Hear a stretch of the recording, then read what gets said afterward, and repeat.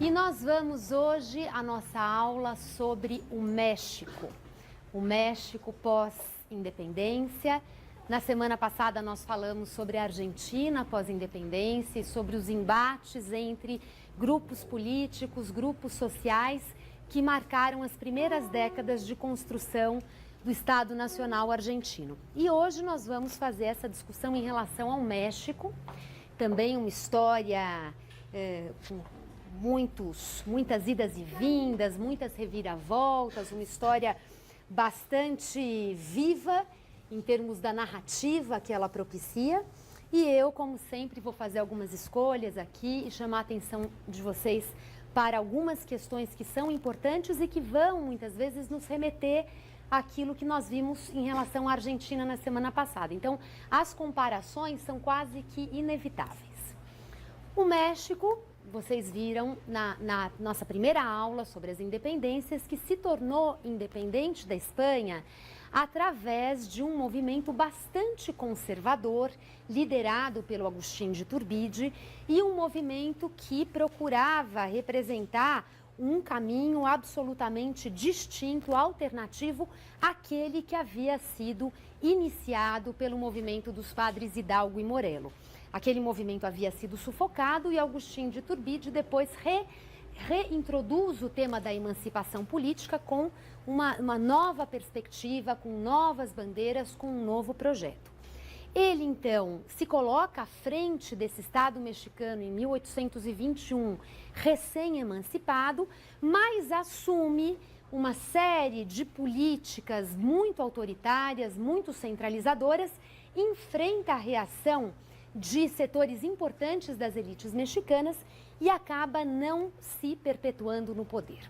O seu mandato dura pouco, ele procura ainda se tornar um monarca com poderes absolutamente centralizados e desrespeitar qualquer freio à sua autoridade, mas isso não se sustenta e Agustín de Iturbide termina fuzilado em 1824. E uma vez, então, ausente desse cenário político, forças realmente locais desse Estado mexicano que ainda englobava a Centro-América, a América Central que depois vai se descolar dele, é um Estado que precisa então ser assumido por um determinado grupo, que precisa de um referencial jurídico, de um arcabouço político que começasse a definir os contornos dessa nova ordem. O México promulga uma Constituição em 1824. Essa primeira Constituição é uma Constituição republicana e, no entanto, essa Constituição republicana não consegue assegurar, associado a ela, a hegemonia de um determinado grupo no poder. E já em meados dos anos 1820, os dissensos políticos, os dissensos entre elites regionais vão se manifestando, esses grupos vão se articulando e acabam se organizando em torno de duas correntes principais que vão, pouco tempo depois, se transformar em dois partidos políticos. E esses dois partidos, essas duas forças, são forças que se antagonizam durante as primeiras décadas do processo de formação do Estado Nacional no México. De um lado estão os liberais, os chamados liberais, que corresponderiam ao que nós vimos na Argentina, aquele grupo ligado a Buenos Aires, aquele grupo ligado a um projeto centralizador, aquele grupo que depois vai se rearticular em torno da chamada geração de 1837 e que chega ao poder no início dos anos 1860. No caso do México, também esses liberais vão ficar mais distantes do poder, de uma maneira geral, durante as primeiras décadas pós-independência e vão alcançar efetivamente o poder a partir de... Chegam ao poder nos anos 1850, mas ainda em um ambiente bastante convulsionado, um ambiente de guerra civil, e esse poder liberal só vai de fato se consolidar a partir do final da década de 1860. Portanto, em termos da cronologia, existe também um paralelo aqui com a história da Argentina. Os liberais no México se confrontavam com os conservadores. Portanto, se na Argentina nós tínhamos os chamados unitários, no México são os conservadores quem vão se aproximar com maior força do poder central ao longo dos anos 1820.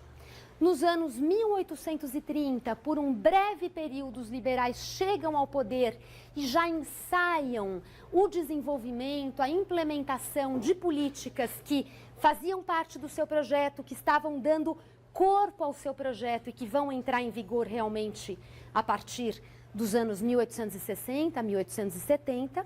Esse pequeno ensaio nos anos 1830 logo também perde espaço, perde a disputa e os conservadores voltam a controlar a cena. Liberais e conservadores se opunham por razões nem sempre coincidentes em relação àquela oposição que se colocava na Argentina entre liberais de um lado e unitários do outro lado. Né? Entre liberais de um lado e os chamados federalistas do outro lado. Então, de um lado, na Argentina, os unitários e do outro lado, os federalistas. Aqui, as razões da disputa não são sempre as mesmas. E as principais clivagens que separam liberais e conservadores passam, em primeiro lugar, pelo projeto político referente ao liberalismo, no caso, claro, dos liberais que professam a república, que professam o liberalismo, ao passo que os conservadores professam muitas vezes um regime que fosse o mais fiel possível àquele que havia vigorado nos tempos coloniais. Portanto, está no horizonte dos conservadores a monarquia. Há momentos em que os conservadores estão no poder e nem por isso eles implementam a monarquia, mas está no horizonte político dos conservadores o referencial monárquico. E juntamente com o referencial monárquico, esses conservadores pensam na formação de um Estado Nacional mexicano que mantivesse as estruturas sociais, culturais próprias da colônia.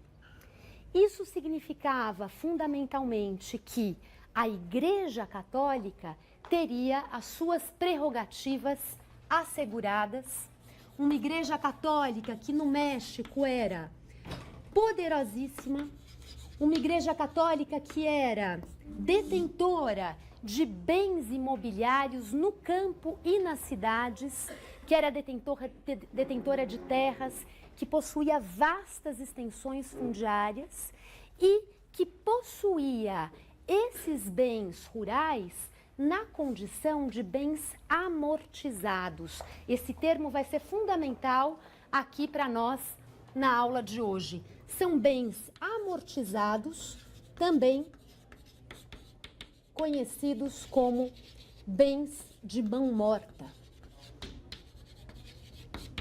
Isso significava que as posses da igreja, que eram terras, que eram edifícios urbanos, não podiam ser comercializadas.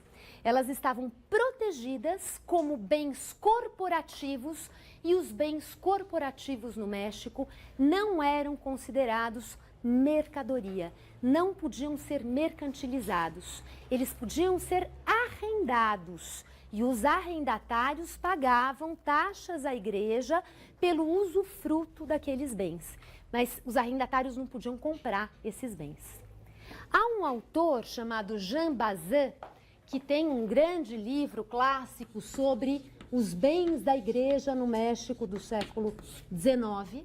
E o Jean Bazin escreve um artigo menor apresentando esse assunto na coleção História da América Latina, organizada pelo Leslie Bettel, que está traduzida aqui pela Edusp. Então tem um texto do Jean Bazin lá, e o Jean Bazin fez um levantamento exaustivo das riquezas materiais da Igreja Católica no México, e realmente isso representava uma proporção substantiva da superfície agrícola e também dos bens urbanos no país. O Jean Bazin estima que praticamente metade desses bens todos estivessem em posse da igreja.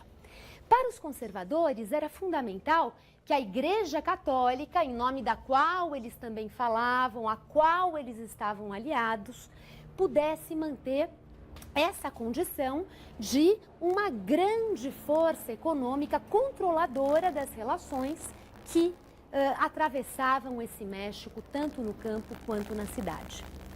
E, ao mesmo tempo, a Igreja Católica era, não preciso dizer, poderosíssima no âmbito cultural.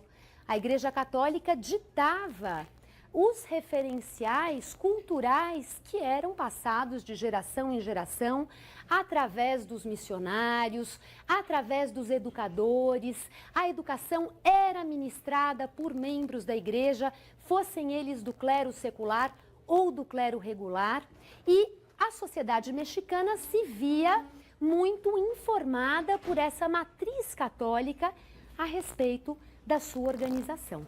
Nós, na aula sobre independência, falamos um pouquinho sobre o culto à Virgem de Guadalupe, e eu comentei com vocês que um autor francês chamado Jacques Lafaye escreveu um livro defendendo a hipótese de que a Virgem de Guadalupe teria operado um primeiro plano de uma identidade nacional no México, a identidade nacional se realizando, se formando através do culto à Virgem Católica, à Virgem de Guadalupe. Então, esse catolicismo era arraigado no México.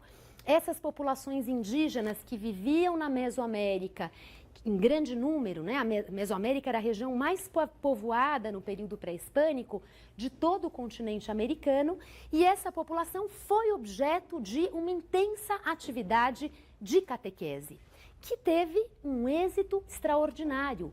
As populações indígenas no México, ao longo do período colonial, foram assimilando o catolicismo e foram passando a praticar todos os rituais, todo o calendário próprio do catolicismo. É claro que existe uma discussão interessantíssima sobre que tipo de apropriação é essa, em que medida esses índios realmente incorporaram o catolicismo tal como emitido, tal como professado pelo missionário, em que medida esses índios reelaboraram a crença católica.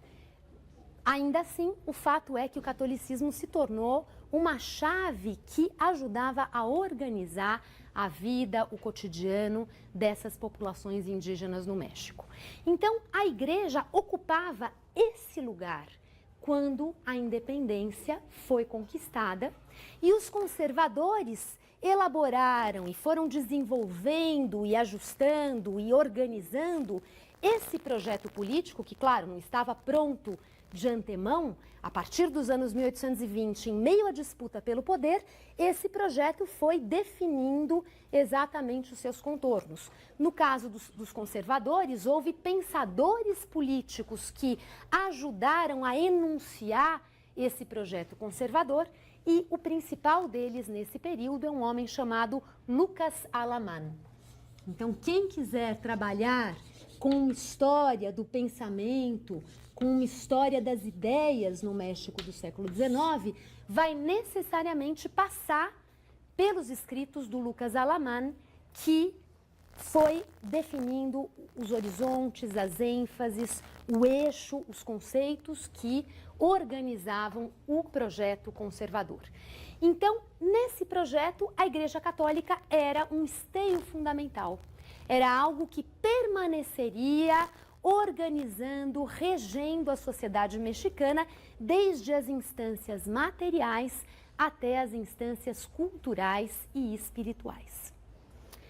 Ao mesmo tempo, esses conservadores tinham um discurso, tinham um projeto para as populações indígenas. Era impossível no México se pensar a formação do Estado Nacional ignorando o problema dos índios, porque os índios eram parte integrante da nação, eram parte integrante da sociedade. A sociedade mexicana contava com proporções enormes de populações indígenas e mestiças que estavam envolvidas, que participavam em todos os níveis dessas relações econômicas, sociais, políticas e culturais da vida no México. Eu digo isso porque, comparando com a Argentina, os índios do sul da Argentina viviam uma vida quase que à parte. Havia as regiões de fronteira e nessas regiões de fronteira havia contato, havia trocas, havia, enfim, uma convivência, mas essa convivência se dava realmente em territórios razoavelmente bem demarcados. E de um lado estava a sociedade criolha, com os seus modos de vida, com as suas práticas econômicas. De outro lado estavam esses índios com outros modos de vida, com outras práticas econômicas. E eles se encontravam no momento de trocar, de confrontar, de pressionar, de negociar. No caso do índio, essas estruturas abarcavam os índios. No caso do México, desculpem, essas estruturas abarcavam os índios. Esses índios trabalhavam nas minas. Esses índios viviam no entorno das fazendas, esses índios viviam em pueblos que eram visitados regularmente pela Igreja Católica, que colhia o dízimo. Esses índios pagavam tributo indígena à coroa espanhola. Esses índios celebravam batizados, casamentos, dias de santos, e a igreja participava dessas celebrações e era uma atora fundamental dessas celebrações. Ou seja, esses índios estavam realmente enfronhados nas relações da sociedade praticamente como um todo. Havia alguns grupos indígenas no México que tinham uma condição um pouco mais marginal, um pouco mais afastada. Por exemplo, as populações maias no sul do México. As populações maias no sul do México eram mais fechadas e viviam um universo de produção, de práticas culturais mais fechado em si mesmo. Por isso mesmo, os maias, desde o final do século XVIII, tiveram embates violentos com as autoridades centrais no México. As chamadas guerras de castas, em que as populações maias se levantaram contra a Espanha, contra o vice-reinado na Nova Espanha. E ao longo do período independente, essa relação tensa com os maias se estende, ou seja, os maias não vão fazer parte, num primeiro momento, desse projeto do que fazer com os índios, de como assimilá-los à nação, porque os maias viviam desde o período colonial em territórios mais segmentados, em toda uma condição cultural, política mais apartada da sociedade criolha. Seja como for, os índios estavam presentes com toda a nitidez nessa sociedade. Quem faz o meu curso nas letras também, nós falamos um pouco do Peru.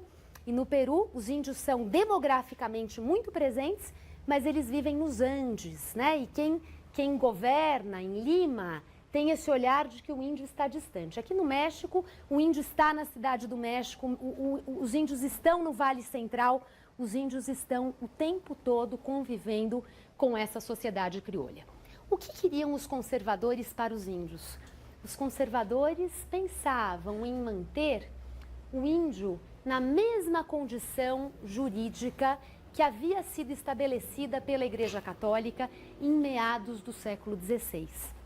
Ou seja, esse índio vivendo em pueblos, vivendo em comunidades, e esses pueblos criados pela coroa lá no século XVI eram pueblos dotados de terra para o cultivo, mas essas terras para o cultivo não eram propriedade, elas também eram bens de mão morta, elas também eram bens corporativos usufruídos com caráter, portanto, de usufruto e não de propriedade, coletivamente. Coletivamente, essa ideia da corporação possuindo coletivamente um bem que não podia ser comercializado. Terras coletivas. Havia toda uma dinâmica sobre o uso coletivo dessas terras nos pueblos indígenas, uma dinâmica que envolvia a divisão dessas terras em várias áreas que eram cultivadas coletivamente, de fato, áreas que eram cultivadas por família e havia um rodízio desses lotes individuais entre os membros da comunidade de ano para ano, ou em um espaço maior de tempo, mas com a previsão do rodízio, porque esse equilíbrio da comunidade precisava o tempo todo ser ajustado. Havia as áreas comuns para que o gado pudesse pastar, para que as ovelhas pudessem pastar. Havia as áreas comuns de água, de fonte de água, ou seja, havia toda uma disposição desses pueblos que usufruíam coletivamente a terra, a propriedade dentro dele não existia, forasteiros não podiam viver dentro do pueblo, havia toda uma regulamentação que protegia esses índios de interesses externos. E é claro que esses cuidados foram uma reação ao período anterior da encomienda. Quando houve encomienda na Mesoamérica, o genocídio foi extraordinário, porque a encomienda permitia toda a arbitrariedade que o encomendeiro se dispusesse a mobilizar, né? E houve casos realmente de relações bastante violentas. Então, o conceito de pueblo indígena era o conceito de proteger os índios dentro de um mundo onde houvesse pouca interferência externa. Então, esses índios vivendo em pueblos eram índios que trabalhavam essas terras, que viviam cada vez mais o calendário das festas cristãs e que pagavam o tributo indígena para o governo vice-reinal. Muito bem, para os conservadores, essa condição dos pueblos era perfeitamente adequada ao lugar que os índios ocupariam na nova nação, na nova ordem. E os índios continuariam vivendo, portanto, um pouco protegidos e ao mesmo tempo tutelados por um Estado que não dava a eles também a condição de proprietários, a condição de cidadãos. A sua educação era feita pela igreja, essa educação era uma educação rudimentar, bastante rudimentar. Os pueblos, desde o século XVI, tinham como previsão legal a presença de um professor de primeiras letras, de um maestro rural, né, um professor rural, que ensinaria o castelhano, porque esses índios falavam línguas indígenas próprias, que ensinaria o castelhano, que ensinaria a doutrina cristã, esse é o termo que aparece nos documentos, e que ensinaria também, teoricamente, as primeiras letras, né, as letras rudimentares. E é fato que em alguns pueblos isso aconteceu e os índios tiveram, portanto, acesso a uma escola em que essa educação rudimentar era ministrada.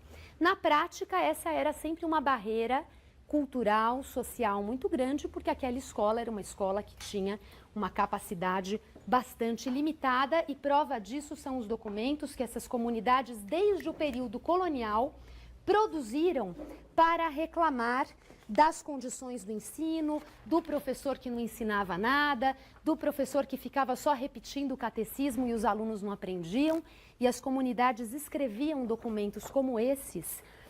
Isso eu trouxe a cópia de um manuscrito aqui, retirado de um arquivo de Oaxaca, do estado de Oaxaca, no México. Por pueblo, em Oaxaca, e Oaxaca é um estado onde os pueblos indígenas sobreviveram até o século XX.